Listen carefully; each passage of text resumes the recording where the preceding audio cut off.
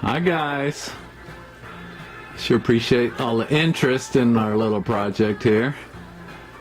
I don't know if you can see all the doors at once there. I can't see the viewfinder. Anyway, we went ahead and made 4 doors, and I've just got the frames laying loose there, so they don't really fit. You can see maybe the raised panel if I get down here a little closer, I guess. Yeah. Rustic, that's what you wanted, right? Okay, I've just laid in the hinges I'm really happy with. These are just plain steel. Get them out of the bin, 2.5 inch. And my plan is to kind of give them a phosphate treatment and then paint them black to look like, wrought. Now at the woodworking meeting last night, one of the guys suggested just heating them with a torch to get a kind of a blue patina. And this is, I've already bought the handles, and they're kind of neat in that they match our refrigerator handles. Of course, they're a lot bigger. Now these will mount, up like that.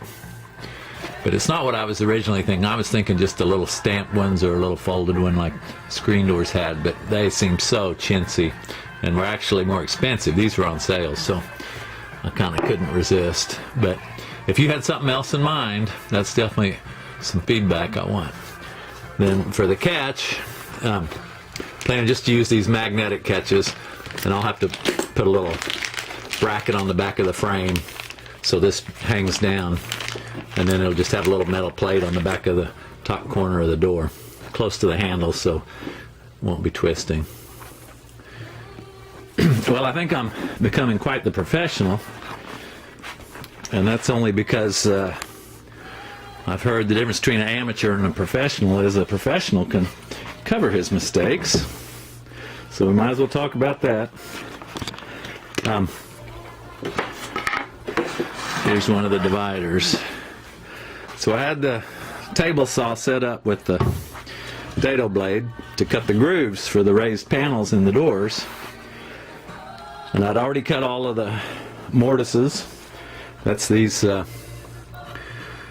square holes for the tenons, and I've just roughed the tenons. I'll have to trim them to size. I'll do that by hand. But just had a senior moment or a brain fart, and I decided I was going to run all the frames across the dado blade and groove them. Well, needless to say, we're not going to put a panel in the frames. They needed to be smooth on all the sides. So I was about out of wood, so I didn't just want to remake everything. I didn't want to make another trip out to the dirty barn of my friends and have to climb up in his loft and pull them out in the heat. So decided we'd just work with what we got. So what we decided, and again Teresa helped with this, for the 3 dividers between the doors, we just made them a little narrower. Okay, so this is one here. I've already cut it off and just slicked it up a little bit with the hand plane. So the groove's just missing. I took 3/8 off the original 3.5, so it's still just over 3. Then on the end pieces, I'm filling the grooves. I don't know if you can see that or not. Got them in there gluing, and then tomorrow I'll smooth that up, and then we'll just glue on another piece. I think it's just going to take just under an inch, about 3/4 of an inch on each of the end ones to make it the full width of the island. And then the top and bottom pieces, same thing. I've just filled the groove, and when the glue's good and hard, I'll just smooth that down. And it'll either be on the top, outside edge, or the inside edge. It kind of depends. Some of these, I put the radius edge to be at the top or bottom and not in the opening. So I might have to have that, but I don't think you'll see it. Certainly when the doors are shut, you won't see it. And by the time I plane it, you'll hardly notice.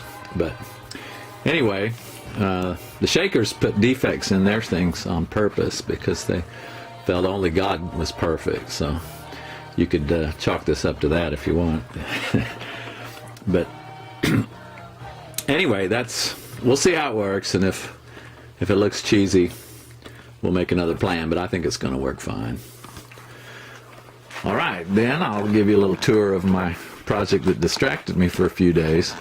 This is a saw bench, and Ryan probably remembers the old basement stairs where the boards would kind of wobble and creak and that, and of course that's been replaced now. That was my most significant woodworking project, was the basement stairs.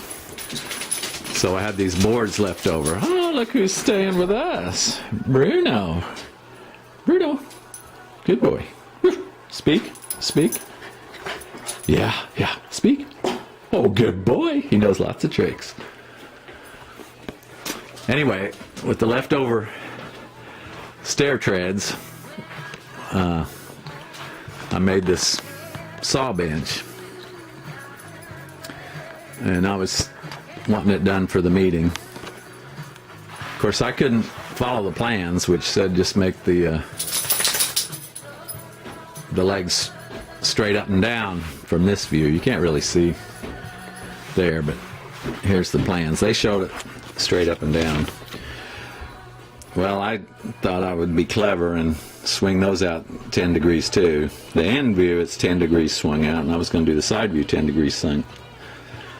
Well, then the legs wouldn't go together, and I realized the error in my ways and actually broke chunks off the top here and had to glue them back on. So I had to pull out all my geometry knowledge from high school. Yeah, that's not showing up at all, is it?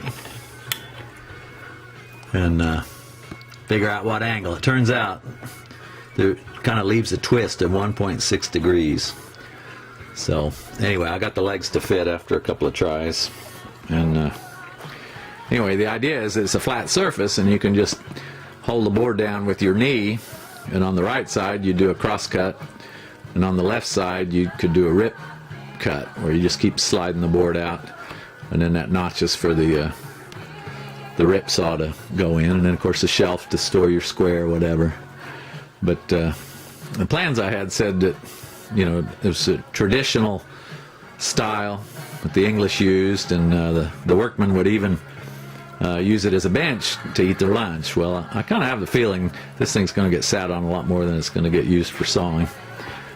All right, take care, and let me know what you think about the whole project so far, and especially the handles and any other things I'm missing that not what you expected, or you had something else in mind. Bye-bye.